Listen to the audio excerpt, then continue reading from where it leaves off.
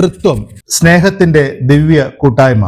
വിശുദ്ധ യോഹന്നാൻ എഴുതിയ സുവിശേഷം 3-ാം അധ്യായം 8 മുതൽ 13 വരെയുള്ള വാക്യങ്ങൾ അടിസ്ഥാനമാക്കി ക്രിസ്തീയ ജീവിതത്തിൽ നാം എപ്പോഴും കേൾക്കുന്ന വലിയൊരു രഹസ്യമാണ് തൃത്വം എന്നത്.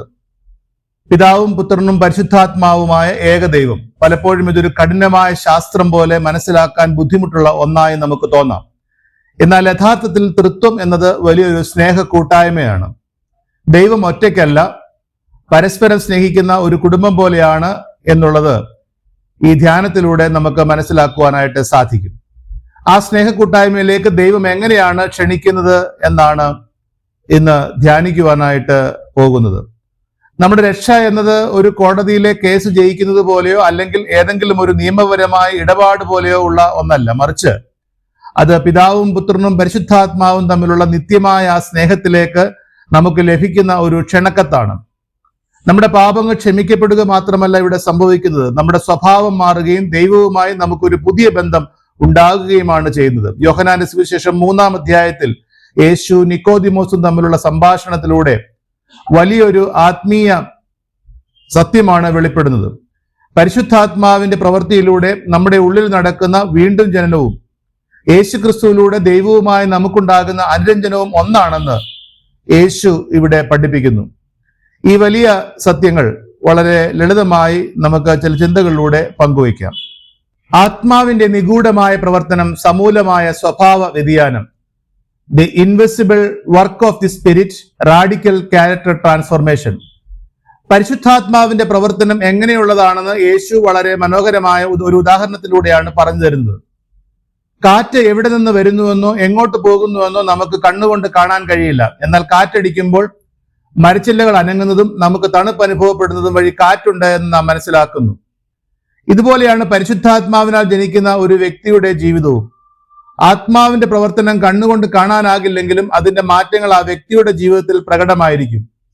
ദൈവം നമ്മുടെ ജീവിതത്തിൽ വരുത്തുന്ന മാറ്റം വെറും ഒരു പുറമേയുള്ള മാറ്റമല്ല, അത് നമ്മുടെ സ്വഭാവത്തിന്റെ ആഴങ്ങളിലുള്ള ഒരു മാറ്റമാണ്. ഇതിനെയാണ് ബൈബിൾ വീണ്ടും ജനനം എന്ന് വിളിക്കുന്നത്. ഒരു കുഞ്ഞ് ജനിക്കുമ്പോൾ പുതിയൊരു ജീവിതം ആരംഭിക്കുന്നത് പോലെ ആത്മാവിനാൽ ജനിക്കുന്ന ഒരാളുടെ ആഗ്രഹങ്ങളും ചിന്തകളും വഴികളും പൂർണ്ണമായി മാറുന്നു. നമ്മുടെ ഉള്ളിലെ വലിയ ഈ മാറ്റമാണ് ദൈവരാജ്യത്തിലേക്ക് പ്രവേശിക്കുവാനുള്ള ആദ്യപടി. നമുക്കൊരിക്കലും പരിശുദ്ധാത്മാവിനെ നമ്മുടെ ഇഷ്ടത്തിന് നിയന്ത്രിക്കാൻ കഴിയില്ല. കാരണം ആത്മാവ് ദൈവത്തിന്റെ പരമാധികാരത്തിൽ പ്രവർത്തിക്കുന്ന ഒന്നാണ്. എന്നാൽ ആ ദൈവിക ശക്തിക്ക് മുന്നിൽ നമ്മുടെ ഹൃദയം തുറന്നു കൊടുക്കുമ്പോൾ നമ്മുടെ കഠിനമായ സ്വഭാവങ്ങളെ മാറ്റി ആഴമുള്ളവരാക്കി സ്നേഹമുള്ളവരാക്കി തീർക്കുവാനായിട്ട് കഴിയും. ഈ ആധ്യാത്മിക രൂപാന്തരമില്ലാതെ ആർക്കും ദൈവത്തിന്റെ സമാധാനവും സന്തോഷവും അനുഭവിക്കുവാൻ കഴിയുകയില്ല. ഇന്ന് നമ്മൾ മൊബൈലിലും സോഷ്യൽ മീഡിയയിലും മറ്റുള്ളവരുടെ മുമ്പിൽ നല്ലവരായി കാണിക്കുവാൻ ഒരുപാട് ശ്രദ്ധിക്കാറുണ്ട്. എന്നാൽ പുറമേയുള്ള ഈ പ്രകടനങ്ങളെക്കാൾ പ്രധാനം നമ്മുടെ ഉള്ളിലെ സ്വഭാവമാണ്. ഫേസ്ബുക്കിലോ വാട്സാപ്പിലോ നല്ല കാര്യങ്ങൾ പങ്കുവച്ചത് കൊണ്ട് മാത്രം നമ്മൾ നല്ലവരാകുന്നില്ല. മറ്റുള്ളവർ കാണാത്തപ്പോഴും നമ്മുടെ ഹൃദയം ശുദ്ധമായിരിക്കണം. അസൂയ, ദേഷ്യം, ദുർസ്വഭാവങ്ങൾ എല്ലാം മാറ്റി പകരം സ്നേഹവും സമാധാനവുമുള്ള നല്ലൊരു വ്യക്തിയായി മാറുവാൻ നമ്മെ തന്നെ ദൈവഹിതത്തിന് വിട്ടുകൊടുക്കുക. ഇതാണ് ഒരു സാധാരണക്കാരനായ ക്രിസ്ത്യാനി സമൂഹത്തിന് നൽകേണ്ട ഏറ്റവും വലിയ മാതൃക. 2, കുറ്റകരമായ അജ്ഞതയെ അഭിമുഖീകരിക്കൽ. ബന്ധങ്ങൾ. യേശുവിന്റെ അടുക്കൽ വന്ന നിക്കോദിമോസ് സാധാരണക്കാരനായ ഒരു മനുഷ്യനായിരുന്നില്ല. അവൻ യഹൂദന്മാരുടെ വലിയൊരു പണ്ഡിതനും നേതാവുമായിരുന്നു. വേദപുസ്തകം നന്നായി പഠിച്ച് നിയമങ്ങൾ കൃത്യമായി പാലിച്ച ഒരാളായിരുന്നു. എന്നിട്ടും യേശു ആത്മാവിനെ കുറിച്ച് പറഞ്ഞപ്പോൾ ഇതെങ്ങനെ സാധിക്കും എന്നാണ് അവൻ ചോദിച്ചത്. അതായത് വേദപുസ്തകം കയ്യിലുണ്ടായിട്ടും ആധ്യാത്മിക കാര്യങ്ങളെക്കുറിച്ച് അവനുണ്ടായിരുന്ന അറിവില്ലായ്മ അവന്റെ ജീവിതത്തിലെ വലിയൊരു പരാജയമായിരുന്നു. ഇവിടെ നിക്കോദിമോസിന്റെ തെറ്റ് അവൻ പഠിച്ചില്ല. മാത്രമല്ല അവൻ മതത്തിന്റെ അക്ഷരങ്ങളിലും ആചാരങ്ങളിലും മാത്രം വിശ്വസിച്ച് ജീവിച്ചു പോയി എന്നതാണ് അവന്റെ പരാജയം. ദൈവത്തെ ഭയപ്പെടാനും സ്നേഹിക്കാനും പഠിപ്പിക്കുന്ന തിരുവചനങ്ങളെ അവൻ വെറും ഒരു നിയമപുസ്തകം പോലെയാണ് കണ്ടത്. അതുകൊണ്ട് തന്നെ ആത്മാവിന്റെ ജീവനുള്ള പ്രവർത്തനങ്ങളെ മനസ്സിലാക്കുവാൻ അവന്റെ അറിവ് അവനെ സഹായിച്ചില്ല. അവൻ മതപരമായ രീതിയിൽ ഉന്നതനായിരുന്നെങ്കിലും ആധ്യാത്മികമായ നിലയിൽ അവൻ ഒരു അന്ധനായിരുന്നു. യേശു അവനെ സ്നേഹത്തോടെ എന്നാൽ ശക്തമായി ശാസിക്കുന്നുണ്ട്. നീ ഇസ്രായേലിന്റെ ഉപദേശകനായിരുന്നിട്ടും ഇത് അറിയുന്നില്ലയോ എന്ന ചോദ്യം ഇന്ന് ആരാധനാ സമൂഹത്തിലുള്ള നമുക്കെല്ലാവർക്കുമുള്ള ഒരു മുന്നറിയിപ്പാണ്. ദൈവത്തെക്കുറിച്ചുള്ള അറിവ് തലയിൽ മാത്രം ഉണ്ടായാൽ പോരാ, അത് ഹൃദയത്തിന്റെ അനുഭവമായി മാറണം. നിയമങ്ങൾ പാലിക്കുന്നതിനേക്കാൾ പ്രധാനം ദൈവവുമായുള്ള ജീവനുള്ള ഒരു ബന്ധമാണെന്ന് യേശു അവനെ ഓർമ്മിപ്പിക്കുന്നു. അതോടൊപ്പം നമ്മെയും ഇന്ന് യേശു ഓർമ്മിപ്പിക്കുന്നു. ഇത് തന്നെ ഈ കാലഘട്ടത്തിലേക്ക് നാം നോക്കുമ്പോൾ ഇന്ന് സോഷ്യൽ മീഡിയയിലും യൂട്യൂബിലും വാട്സാപ്പിലും ഒക്കെ ധാരാളം പ്രസംഗങ്ങൾ, ആധ്യാത്മിക സന്ദേശങ്ങൾ നാം കേൾക്കുന്നു. ഒരു കുറവുമില്ല. ഒരുപാട് അറിവുകൾ നമ്മുടെ കൈകളിലുണ്ട്. എന്നാൽ ഇത്രയധികം കേട്ടിട്ടും നമ്മുടെ വിശ്വാസത്തിന് ആഴമില്ലാത്ത അവസ്ഥയാണ്. പള്ളിയിൽ പോകുന്നതും പ്രാർത്ഥനകൾ ചൊല്ലുന്നതും ഒക്കെ ഒരു ചടങ്ങ് പോലെ നാം പൂർത്തീകരിക്കുകയാണ്. അർത്ഥങ്ങൾ മനസ്സിലാക്കാതെ, ആഴങ്ങൾ മനസ്സിലാക്കാതെ, ദൈവിക സന്ദേശം എന്നെക്കുറിച്ച് എന്താണ് ഈ ആരാധനയിൽ ഉള്ളതെന്ന് പഠിക്കുവാൻ ശ്രമിക്കാതെ നാം മുമ്പോട്ട് പോവുകയാണ്. സഭാകാര്യങ്ങളിലും മറ്റു കാര്യങ്ങളിലും മാത്രം മിടുക്കനായിട്ട് കാര്യമില്ല. ഉള്ളിൽ ദൈവവുമായി ഒരു ബന്ധമുണ്ടാകണം. ദൈവത്തെക്കുറിച്ച് ഒരുപാട് കാര്യങ്ങൾ അറിയുന്നതിനേക്കാൾ പ്രധാനം അനുദിന ജീവിതത്തിൽ ദൈവത്തെ രുചിച്ചറിയുക, അനുഭവിച്ചറിയുക എന്നതാണ്. കടമ തീർക്കാൻ വേണ്ടിയുള്ള അനുഷ്ഠാനങ്ങളിലും പ്രാർത്ഥനകളിൽ നിന്നും മാറി ദൈവത്തോട് ഹൃദയം തുറന്ന് സംസാരിക്കുവാൻ നാം പരിശീലിക്കേണ്ടിയിരിക്കുന്നു. 3, തൃത്വദൈവത്തിന്റെ സമ്പൂർണ്ണ നിശ്ചയദാർഢ്യവും സാക്ഷ്യവും. The unshakable certainty and collective witness of the triune God. യേശു ഇവിടെ സംസാരിക്കുന്നത് കേവലം ഒരു മനുഷ്യന്റെയോ യുക്തിയോ തത്വത്തിന്റെയോ വെച്ചല്ല. ഞങ്ങൾ അറിയുന്നത് സംസാരിക്കുകയും കണ്ടത് സാക്ഷീകരിക്കുകയും ചെയ്യുന്നതാണ് യേശു പറയുന്നത്. സത്യം എന്താണെന്ന് പൂർണ്ണമായ ഉറപ്പോടെയും ദൈവീകമായ അധികാരത്തോടെയും പറയാൻ യേശുവിന് മാത്രമേ കഴിയൂ. കാരണം യേശു സ്വർഗത്തിൽ നിന്ന് വന്നവനാണ്. യേശു പിതാവിനെ നേരിട്ട് കണ്ടവനാണ്. ഈ വചനത്തിൽ യേശു ഞാനെന്നല്ല ഞങ്ങളെന്നാണ് ഉപയോഗിക്കുന്നത്. ഇത് പിതാവും പുത്രനും പരിശുദ്ധാത്മാവും ചേരുന്ന തൃത്വ ദൈവത്തിന്റെ ഒരുമിച്ചുള്ള സാക്ഷ്യത്തെ കാണിക്കുന്നു. മനുഷ്യനെ രക്ഷിക്കാനും അവനെ സ്നേഹിക്കാനും വേണ്ടി തൃത്വദൈവം ഒരു മനസ്സോടെയാണ് പ്രവർത്തിക്കുന്നതാണ്. ദൈവത്തിന്റെ ഈ സ്നേഹം വെറും ഒരു കഥയല്ല, മറിച്ച് സ്വർഗം ഭൂമിക്ക് നൽകുന്ന ഏറ്റവും വിശ്വസനീയമായ ഉറപ്പാണ്. എന്നാൽ സന്നിധി സംഘവും യഹൂദ നേതാക്കന്മാരും യേശുവിന്റെ ഈ വാക്കുകളെ വിശ്വസിച്ചില്ല. ഇന്നും പല മനുഷ്യരും ദൈവത്തിന്റെ തെറ്റില്ലാത്ത വാക്കുകളെക്കാൾ കൂടുതൽ വിശ്വസിക്കുന്നത് തെറ്റുപറ്റാവുന്ന മനുഷ്യരുടെ വാക്കുകളെയും സിദ്ധാന്തങ്ങളെയുമാണ്. ദൈവിക കൂട്ടായ്മ തരുന്ന വലിയ സത്യങ്ങളെ തള്ളിക്കളയുന്നത് മനുഷ്യൻ ചെയ്യുന്ന ഏറ്റവും വലിയ പരാജയമാണ്. ഓരോരുത്തർക്കും അവരവരുടെ ഇഷ്ടപ്രകാരം ജീവിക്കാം. തെറ്റും ശരിയും ഒക്കെ വ്യക്തിപരമാണെന്ന് പറയുന്ന ഒരു കാലത്താണ് നമ്മൾ ജീവിക്കുന്നത്. ചുറ്റിലും ഒരുപാട് വ്യാജ വാർത്തകളും മനുഷ്യരുടെ പലതരത്തിലുള്ള ഉപദേശങ്ങളും നമ്മെ ആശയക്കുഴപ്പത്തിലാക്കുന്നുണ്ട്. ഈ ലോകത്തിന്റെ താൽക്കാലിക താല്പര്യങ്ങളുടെയോ അല്ലെങ്കിൽ ഇന്റർനെറ്റിലെ ആളുകളുടെ അഭിപ്രായങ്ങളുടെ പുറകെ നമ്മൾ പോകരുത്.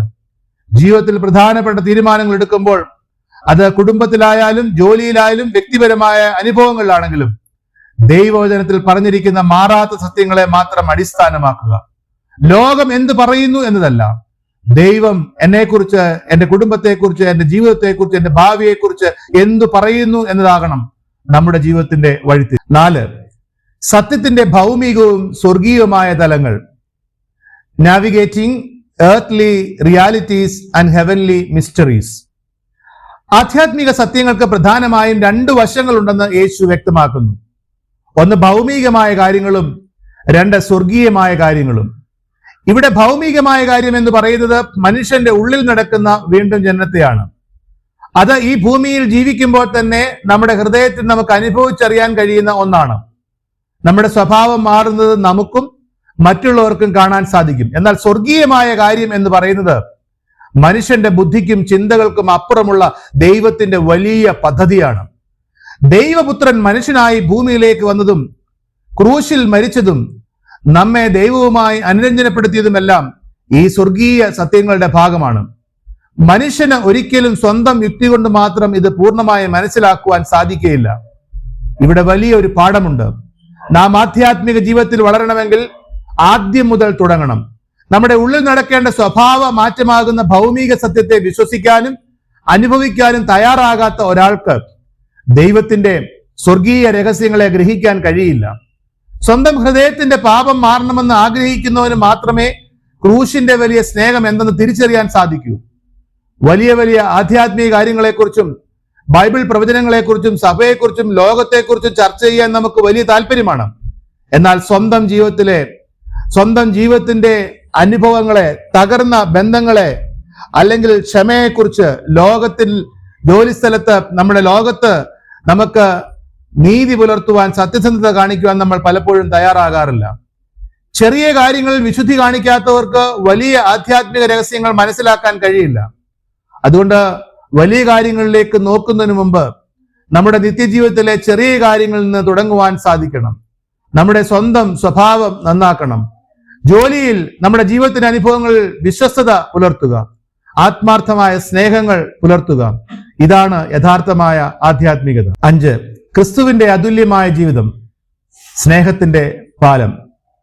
The unique descent of Christ, the ultimate bridge of love. ഈ പ്രപഞ്ചത്തിൽ യേശു ക്രിസ്തുവിനെ പോലെ മറ്റൊരു വ്യക്തിയുമില്ല. കാരണം യേശു സ്വർഗത്തിൽ നിന്ന് ഭൂമിയിലേക്ക് ഇറങ്ങി വന്നവനാണ്.